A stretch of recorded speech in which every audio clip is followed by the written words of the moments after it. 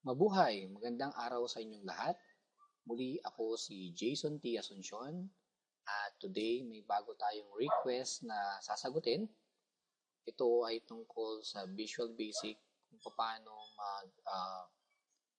mag-create ng login system kung saan mag-authenticate siya ng isang user account kung ito ay nakasave sa ating database at kapag authenticated na siya, makakapasok na siya dun sa buong system. At lalagyan rin natin siya tinatawag natin na login history para malaman kung anong oras, anong araw nag-login yung isang user at nag-logout. Okay? At bago ang lahat, inaanyahan ko kayo na i-add o mag-subscribe sa YouTube channel na ito, which is Jud Summer 99. Dalawin nyo lang po yung buong channel para mapanood nyo yung mga iba pang video tutorial. Maaari mag-like rin po tayo kung gustuhan natin at i-share natin sa iba para mapakinabangan rin ng iba. Ganun din po sa aking Facebook account which is judsummer99 at yahoo.com. So, paki-add na lang po ako or kung sasali paki-message ako kasi medyo hindi na ako active sa Facebook. But things are every week umuwi ako. So, natry ko i-update. So, may mga question man kayo or request na gustong sabihin, send na lang po ng message or directly rin po sa aking email account which is judsummer99 at yahoo.com. Pwede rin sa aking Twitter account sa teacher_Jason or pwede nyo rin po mapanood ang mga video tutorial ko sa aking website which is www.top8techsoft.com. Okay? Sa website na ito, nandun lahat yung mga video ko. So, nakaayos siya per topic, mas madali siyang panoorin, mas madali siyang subaybayan. So, may 4 na topic ako doon. Yun ay Visual Basic, HTML, Microsoft Office, at saka yung isa miscellaneous, no? Ibig sabihin, tulad ng how to use defreeze and so on and so forth. Okay? So, simulan na natin. Para mas masabaybayan nyo po itong YouTube tutorial na to, advice ko is panoorin nyo yung database programming na ginawa ko. Kung paano mag-connect ng database sa Visual Basic. Okay? So, medyo advanced kasi itong tutorial na to, hindi nyo siya basta-basta masusundan kung hindi nyo kayo marunong mag-connect ng database sa Visual Basic. Okay? So, panoorin nyo muna yun para mas maintindihan nyo. Okay? So, simulan ko na. So, may nakabukas na akong isang Visual Basic dito. Okay? May ginagawa kasi ako isang system ngayon. So, lalagyan natin siya ng login system. Okay? So, ang gawin nyo lang, bukas na kayong Visual Basic, mag-open kayo isang form. So, sa pagkakataon na to, may form na ako. Nilagyan ko siya ng 2 text box. May 2 label din. At 2 command button. Yan. So, sa unang label nakalagay username. Sa ikalawang label nakalagay password. Okay? Sa unang command button ko, may caption siya na login. Sa ikalawang command button ko, may nakalagay na caption na cancel. Okay? So, basically, ganyan lang yung simpleng login system na nakikita natin. Kasama sa gagawin nyo, dapat sa database na ginawa nyo, meron kayong table na ang pangalan ay login, tulad nito. Okay? So, login ang pangalan ng table. Okay? Then, meron kayong field name, 2. Ang pangalan ng isang field name ay uname and keyword. Okay, like sa design view. So, uname for username, keyword for password. So, ang data type nila parehong text. Okay, para mag-handle sila ng both alphabets and numbers. Okay? Nilagyan ko na rin siya ng default na value. Nag-type ako ng isang user account ng pangalan ng username ay admin. At yung password niya is admin din. Okay? Karaniwan ito yung mga default na user account sa isang system. Okay? So, yan yung kailangan nyo muna magawa bago tayo magsimula. So, kung okay na yung form nyo, tulad nito, at okay na yung database nyo, tulad nito, pwede na tayo magsimula sa coding. Codes. kung paano mag-run o magawa tong system na to. Okay? So, ganito siya. Dito kasi sa system na ginawa ko, sinama ko yung database dun sa buong system para kahit i-install ko tong system sa ibang computer or kahit yung computer ay walang Microsoft Access o Microsoft Office, tatakbo siya. Okay? Meron akong ginawang class module dito. Alam ko, diniscuss ko na rin dati to. Kung paano ko kinonect yung database ko dun sa Visual Basic. Okay? Ang mahalaga lang na maintindihan nyo siguro sa parting to, kung ako sa inyo, pag pinapanood nyo, pwede kayo mag-stop, tapos copy nyo na lang, no? Pero ang pinakamahalagang kailangan nyo matutunan itong parting to, yung source. Yung app path, ang ibig sabihin ng app path is application path. Ibig sabihin kung nasaan man yung application, yung buong system, dun mo rin makikita yung database. Okay? At ang pangalan ng database na ginawa ko is attendance.mdb. So, yung access version na ginawa ko, nung sinave ko yung Microsoft Access ko, 2003 version pa ba yung ginawa kong format. Kasi pag 2007 format yung ginamit mo, ang extension niya is ACCDB. Sa version na to, ang extension is MDB. Okay? So, pag okay na yon, pag meron na kayong isang class, which is dedicated sa connection mo ng database, gumawa rin ako ng module kung saan nag-declare ako ng mga global variables o public variables. Yung con is for Adobe or AdoDB connection, kung paano ko i-connect yung database. At yung Rx is yung record set. Ito yung paano naman natin makukuha yung isang table sa loob ng database. Okay? Balik tayo sa form. So, by default, ito pa lang, walang laman, no? So, ang gagawin ko, sa form load, gusto ko pagkabukas ng form 5, nasaan yung ating login system, kukonect siya agad sa database. So, sasabihin ko lang, set connect new class 1. Oops, mali na ang ID ko. Okay, new class 1. So, ano yung new class 1? Ito yun, no? Yung class na module. Pangalan kasi ng module na ginawa natin is class 1. So, automatic sabi ko, pagka form node mo, kumonekta ka agad dito.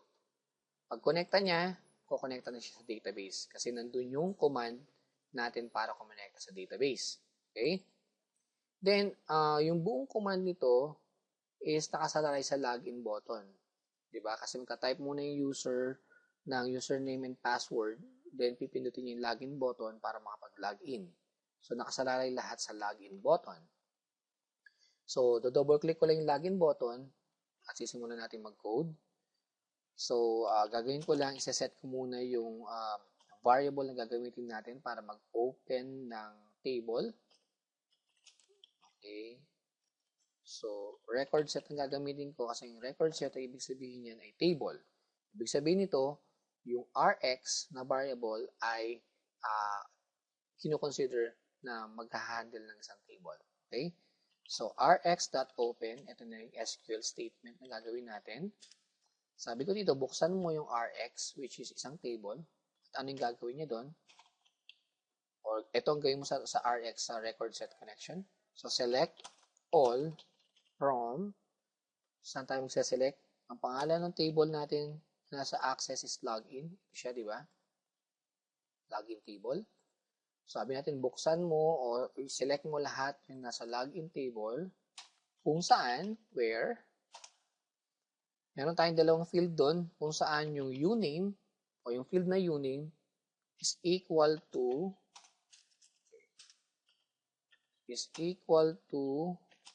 text1. So, ibig sabihin nito, hahanapin yung tinype ng user sa text1, eto, hahanapin sa uname field. Dito. Diba? Dito hahanapin. Kung ano man itatype ng user doon sa text1 sa form mo, hahanapin dito sa field na to. At meron pang isa. And keyword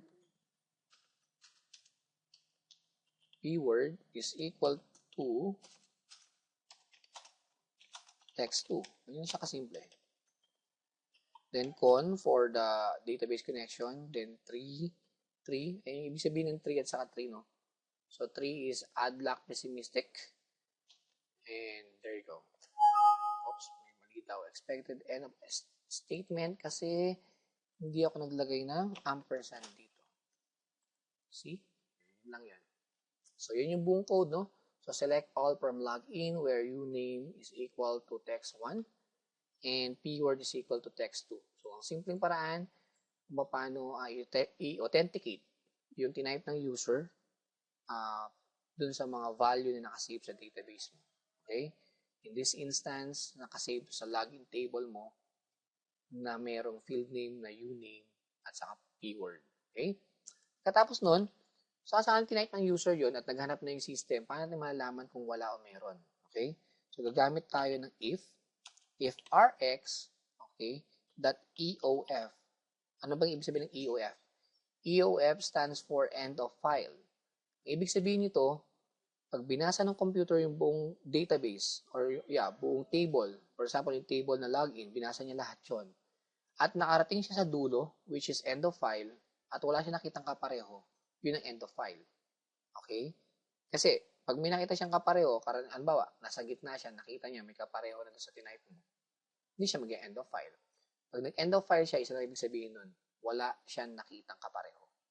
So, if rx.eof is equals to true, kung wala siyang nakitang kapareho ng tinype mo, halimbawa, tinype mo dito sa text1 is 1, 2, 3, at tinype mo sa password is 1, 2, 3, at hinanap niya yun sa table mo na login, at wala siyang nakitang kapareho nun, okay, yun yung rx.eof is equals to true, then ang mangyayari is, pag may message box tayo, na para maging user-friendly, no? Para malaman naman ng user na wala palang kapareho. Actually, kahit di mo lagyan ng message box, pwede, no? Hindi siya ganun ka-critical. Yung nga lang, mas maganda na maging user-friendly yung system mo para makapag-communicate ka sa user. Okay? So, lalagyan lang natin pinakasimple, login failed. Okay? Done. Oh. Yun. Okay, login failed. So, kapag wala siya nakitang kapareho ng username sa password, magla-login failed siya. Paano kung may nakita siyang kapareho? Yun yung else. No? Pwede ka mag-else if dito, pero dahil dalawa na yung pinagpipilian, mas magandang else na lang yung gamitin mo. Else, may nakita siyang kapareho, gumawa ulit tayo ng message box para i-congratulate yung user. Login successful. Then, pag nag-successful siya, syempre, ang mangyayari is, magsasarado na itong form na to. No? Yung form 5 magsasarado or unload me. At halimbawa, bubukas yung form 4. Conforme ko anong form ang gusto nyo buksan. No? Pero sa akin, gusto kong buksan yung form 4 dito. So, mag-unload muna siya. Pwede yung unload form 5. Pwede nyo gawin na unload form 5. Pero kung yung ina-unload nyo, yung mismong form kung saan nag-type kayo ng command na unload, pwede nyo i-shortcut na unload me. Me, ibig sabihin, kung form kung nasaan yung code na type nyo. Okay? So, pagkatapos natin in-unload yung form 5, i-show natin yung form 4, which is form 4.show. Okay? So, sinabi natin, unload mo yung form 5, i-show mo yung form 4 kapag successful o tama yung mga credential na tinype niya sa username and password. Okay? Para mas masaya, kapag mali, automatic nalilinis yung text 1 sa text 2. Ito lang gagawin nyo. Text 1 is equals to, so, ibig sabihin itong dalawang quotations na to is blank or wala. Kaya lilinisin nyo. Tatanggalin yung laman ng text 1. Okay, gagawin nyo blank. Text 2, ganun din. Okay? So, lagay natin and if dito. Kung tapos na yung parameters na yon, siguro pagkakataon na para isarado mo yung connection na ginawa mo. So, ginawa ko lang dito, set rx is equals to nothing. Kasi yung dating rx, di ba, nakaset siya sa parameters na to o sa SQL statement na to. Okay, para ma-reuse mo yung variables na to, para magamit mo ulit yung variables na to, mas maganda pagkatapos nung yung setup na ginawa mo or SQL statement mo, i-close mo siya ulit nito. Okay? Rx is equals to nothing. Okay? Actually, okay na siya eh. So, try natin kung tama yung ginawa natin, no? So, i-run ko to. Okay. Yung code para mas maganda. So, sabi natin, kapag mali, yung user account o credential na tinype niya, magla-login failed. May message box na magsasabing login failed. Kapag tama, login successful, mag-unload yung form 5, eto, lalabas yung form 4. Kapag mali naman, login failed, mawawala yung tinype mo sa text 1 sa text 2. Okay? Ang tamang credentials na meron tayo is admin. Okay? So, subukan natin magkamali muna. So, eto, may nakatype na siya na text 1 sa text 2. Di ba? So, pinindot ko yung login, dapat magkakamali kasi walang ganyan nakasave sa database. See? Nagkamali siya. Login failed. Ito siya, oh. Okay? Pag clinic ko yung okay, dapat yung nakatype na text 1 sa text 2, automatic mawawala. Okay? Click ko yung okay, nawala siya. Nasa form 5 pa rin tayo, hindi pa rin tayo nakalipat. Bakit? Mali yung credentials na tinype natin. Subukan natin tama yung credentials. Admin. Okay? So, parehong admin na. So, sa database natin, merong ganyan, di ba? So, dapat tama to. Dapat ang mangyayari, sa puntong to, ang mangyayari, mag-a-unload tong form 5, lalabas yung form 4. Okay? At bago mangyari yun, i-congratulate muna tayo ng ating system na sabihin niya, login successful. Okay? So, try natin. Pindutin natin yung login. Yung login successful, dapat mawawala yung form 5. Lalabas yung form 4. Here we go. Yun na. Wala na tayong form 5. Ito yung form 4. Okay? So, ganun lang kasimple ang isang login system. Ganun lang kasimple kung paano i-authenticate ang isang user credentials mula sa database na gagamitin mo as a front-end yung Visual Basic. Okay? So, simple-simple lang yung code, di ba?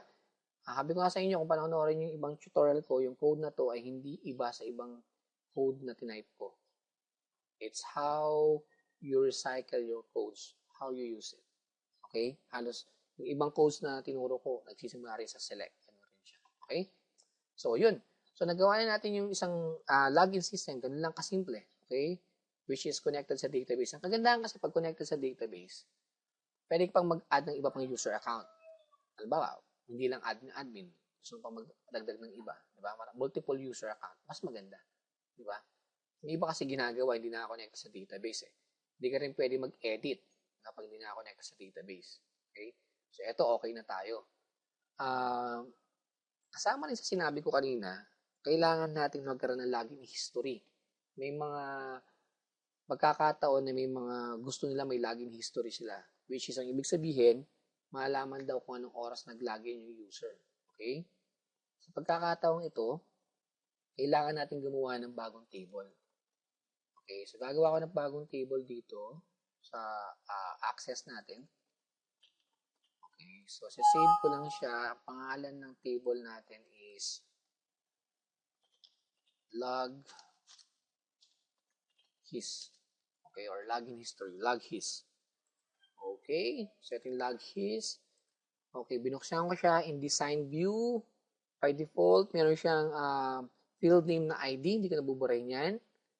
Yung una niyang field na field 1, papalitan ko, gagawin ko uname or username para isave natin kung anong pangalan ng username na nag-login. Diba?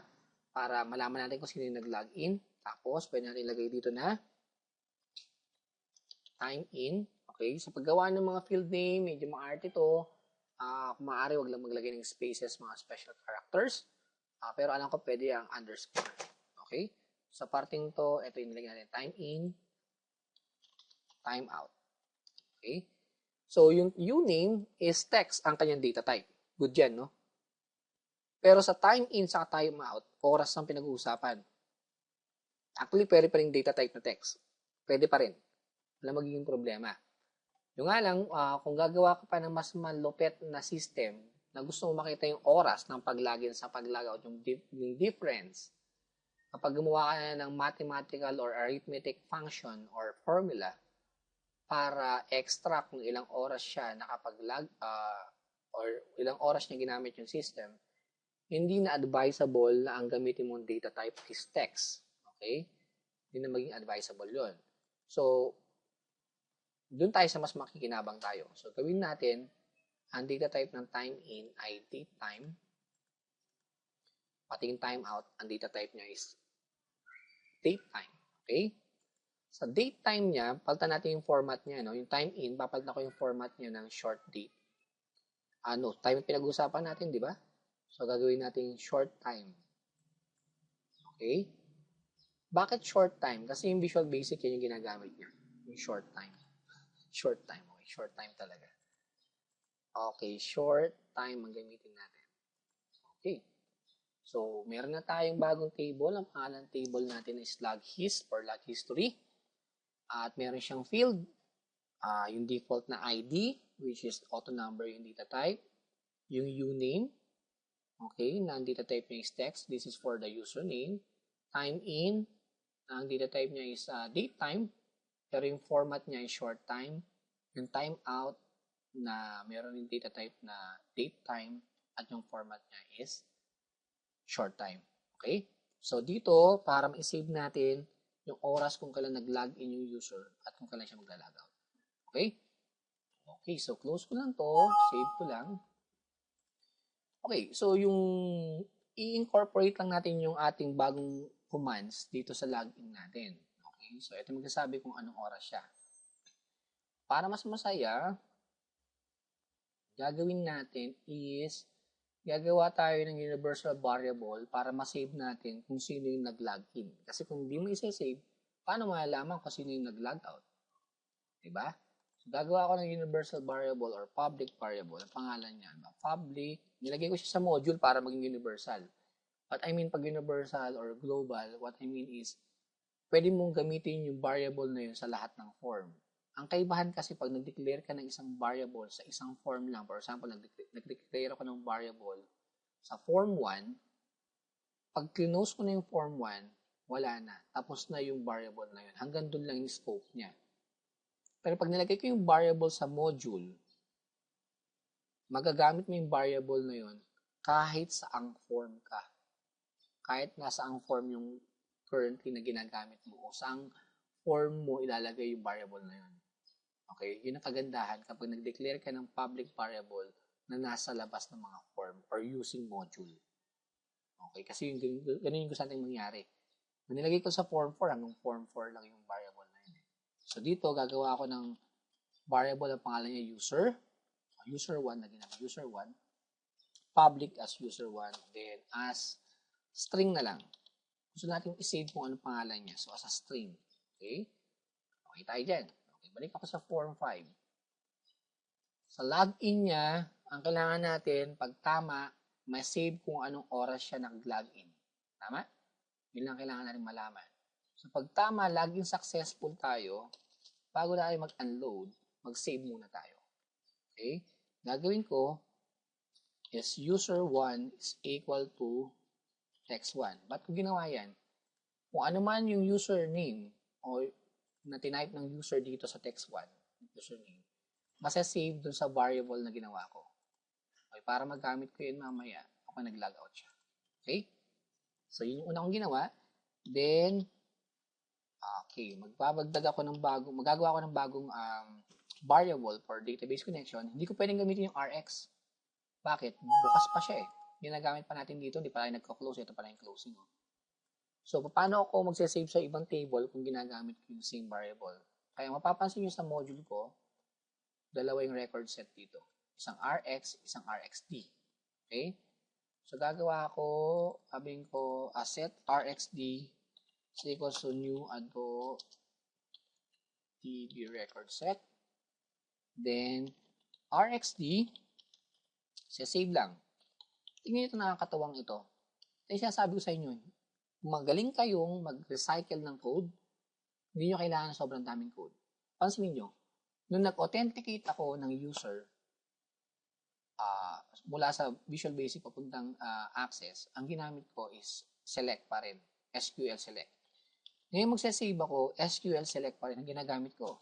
Diba? So, ito yung pinakamagandang example kung paano mag-recycle ng codes. Okay? So, select all from, ang tanong, saan tayo magsasave?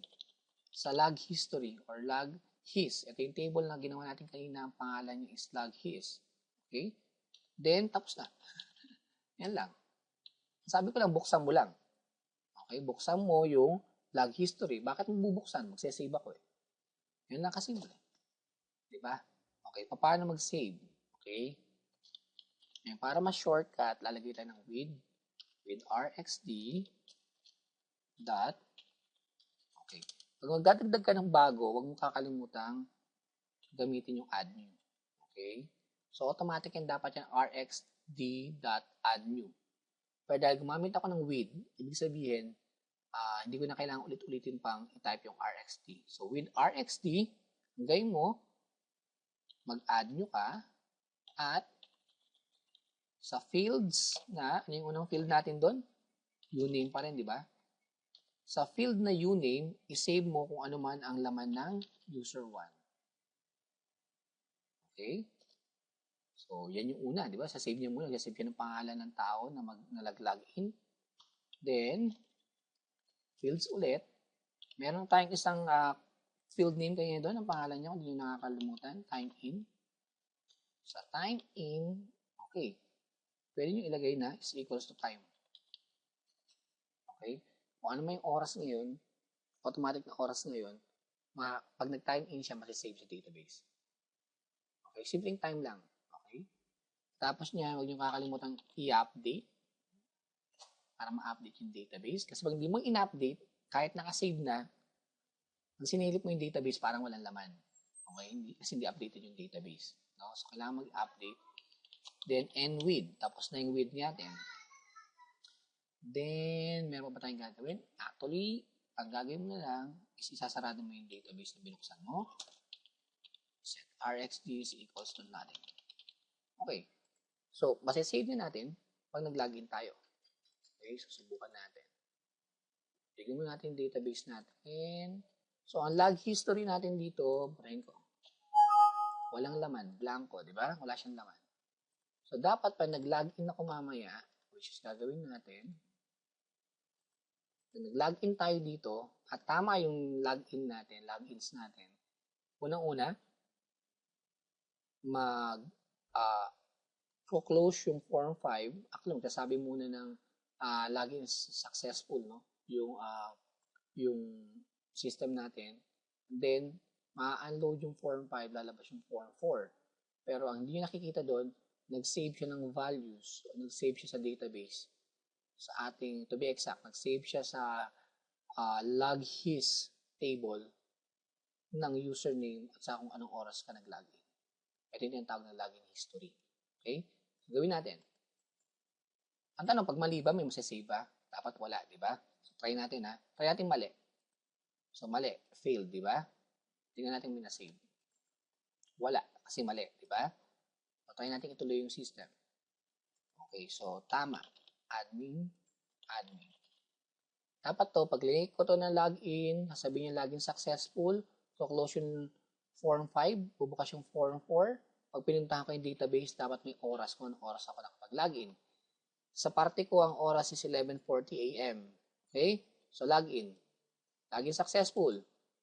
Okay, argument is wrong. Tignan natin. Debug tayo. Select rxd from loghis. Yun. Sobrahan ako ng comma. Yun lang yun. Sakit ng Visual Basic, di ba? Konting mali lang. Kala mo, laki-laki ng mali mo, sobrang comma lang pala. Ulit tayo. Okay? So, balikan natin. Admin. Successful. Okay. Kita nyo? Nag-close yung form 5, bumukas yung form 4. Tignan natin kung may na-save na oras sa database. Yung punto natin ngayon, login history na tayo. Kita nyo? 11:40. Sino nag-login? Si admin. Nakita natin kung anong oras siya nag-time in. Yan ang login history. Paano kung log out naman? Diba? Close natin. Yung log out, gagawin natin sa form 4. Gagawa tayo ng button dito. Okay. Pangalan ng button is log out. Okay, log out. Okay, gagawa tayo dito ng isang variable.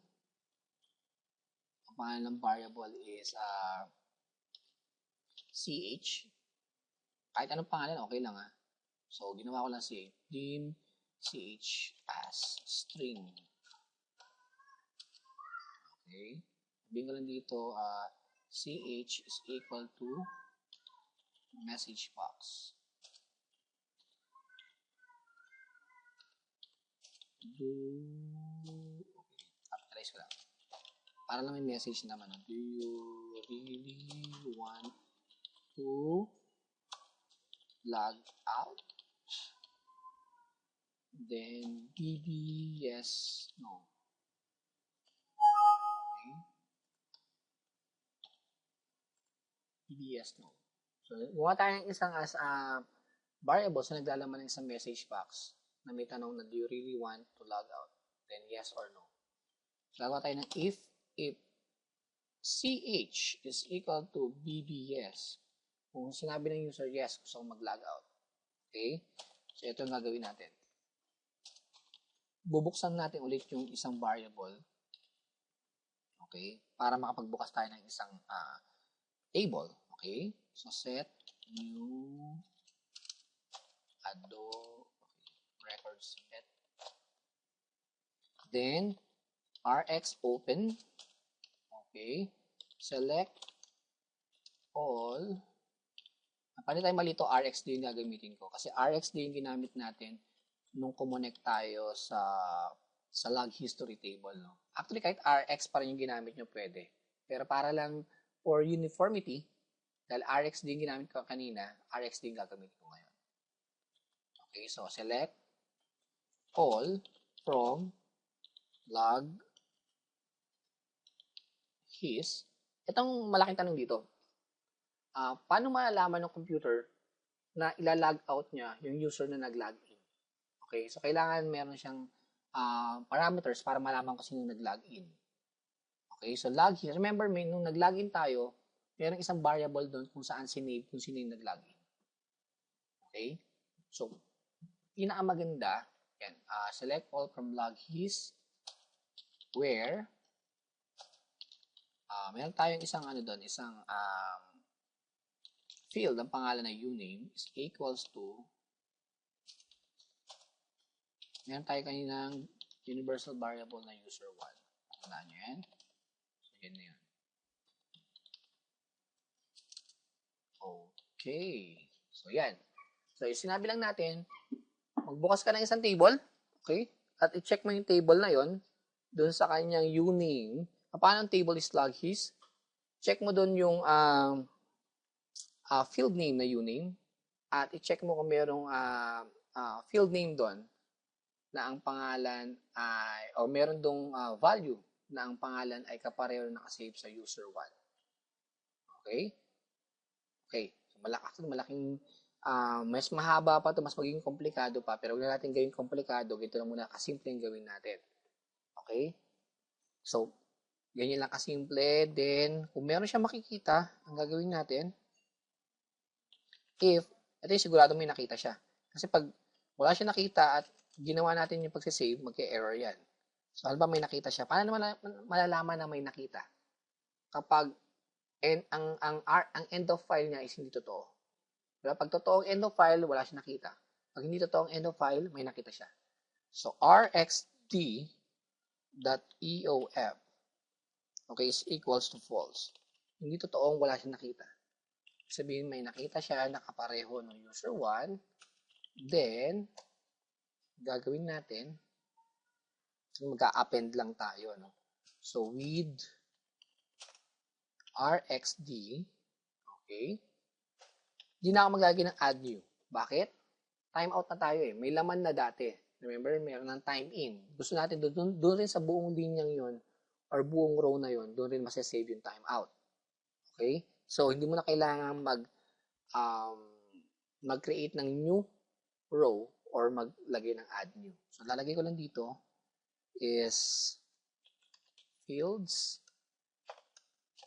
timeout. May timeout tayo nung kanya, di ba? Okay. Then, ang lalagay sa timeout is time, syempre. Then, Yung update, dapat lagi yan. And with, oops, mali, dahil hindi yung dito. Okay, pwede ko nang i-end if to, at pwede ko na rin i-close dito na lang. And if set rx equals to nothing, set rxd pala, set rxd. Okay? Okay.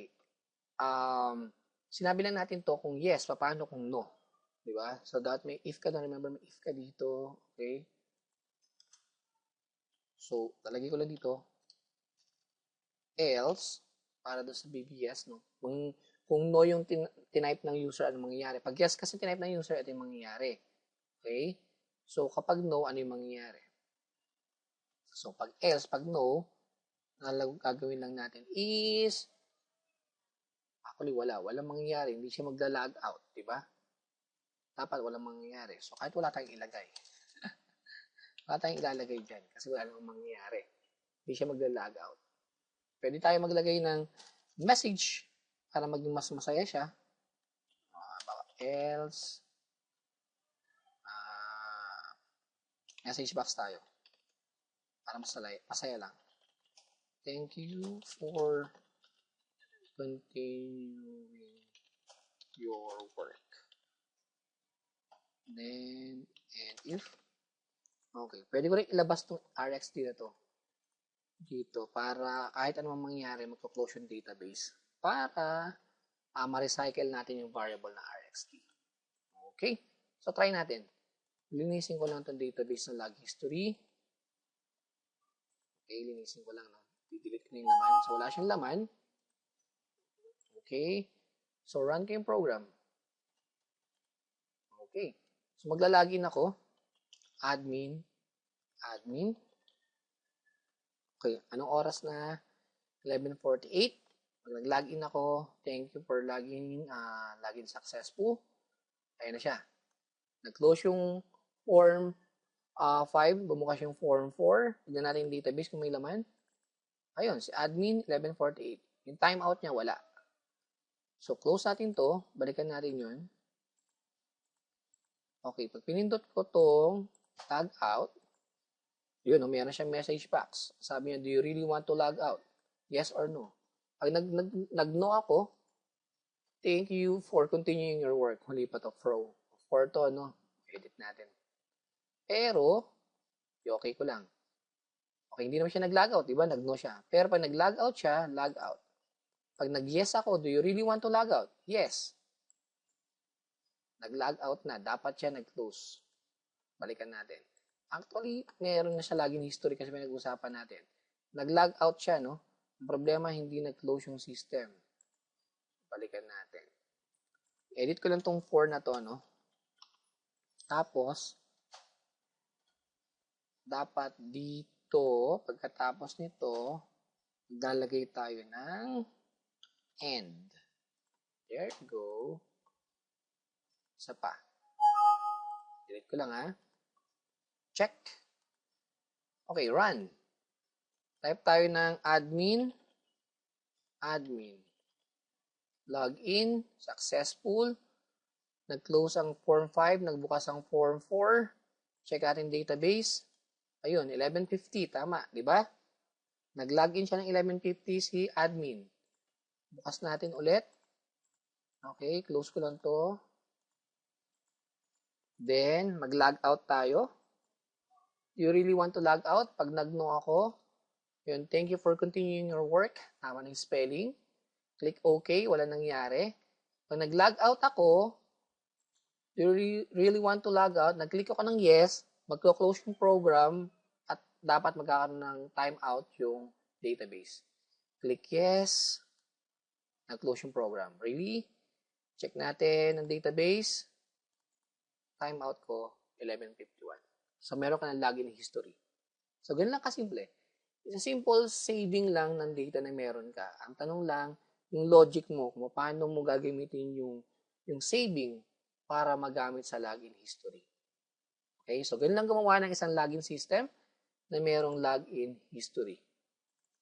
And again, I hope may natutunan po kayo sa tutorial na to at I hope may natulungan ko kayo sa paggawa yun ng mga system.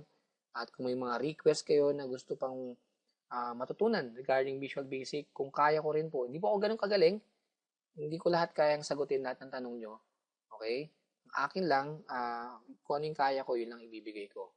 So, kung kaya ko, why not? Diba? Gawin natin yan. Basta may oras, share ko siya. So, may mga request kayo at kaya ko, try nyo lang. Bato nyo lang. O send lang kayo ng message or comment. Subukan kong gawin. Okay? Pag nagawa natin, at tingin nyo na natuwa kayo, share po natin sa iba para mapakinabangan rin nila. At again, lagi na sinasabi ko po is, ang tutorial na to ay tool lamang para matuto tayo, no? Kailangan pa rin natin ng teacher or mentor para mag-guide sa atin. At kung gusto nating matuto, buksan lang natin yung pag-iisip natin sa mga bagong ideas. Again, hanggang sa muli, ako po si Jason T. Asuncion at kita-kita tayo sa next video at maraming salamat sa pagsubaybay. Thank you and God bless.